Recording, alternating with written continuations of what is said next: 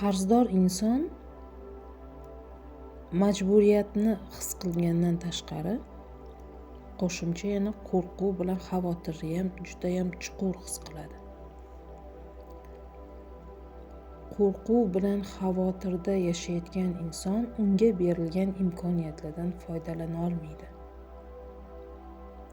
Qo'rquv bilan xavotirni his qilayotgan inson o'zidagi g'ayratni, shijoatni qanchalik his qila oladi? Agar u hislarni boshqarishni bilmasa. Ya'ni qarzdorlikda yashayotgan insonni salbiy his-tuyg'ular egallab turibdi. Majburiyat, burch, qarzdorlik, yana orqasidan bu yanada salbiy hislarni tortib kelaveradi. Qo'rquvi, xavotiri, halovatsizlikni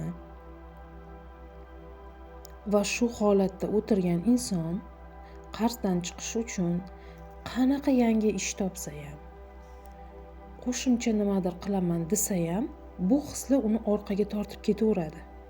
U yo'l bermaydi. Insonda faqat salbiy hislar emas-ku, insonda ijobiy hislar ham tenga-teng bor. Aslida har bitta muammo bu xuddi kun bilan tundaqa juft. Xuddi turmush o'rtoqdaqa juft yuradi.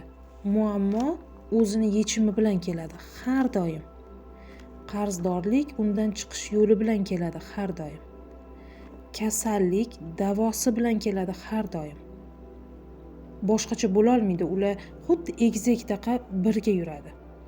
Faqat birini ko'rgan inson ong osti shunaqa dasturlanganki, ikkinchisini ko'ra olmaydi. Chunki diqqat birinchisida. Ong ostiga tushgan gumonimizda diqqatimiz. Qarzdorlikka nom berdik. Unga majburiyat deb his qilyapmiz o'zimizni, majbur deb qo'rquvdamiz, xavotirdamiz. Xuddi shu berilgan nom, xuddi shu his-tuyg'ular bilan ong ostiga tushgan. Bu bizni shu holatga nisbatan gumonimiz.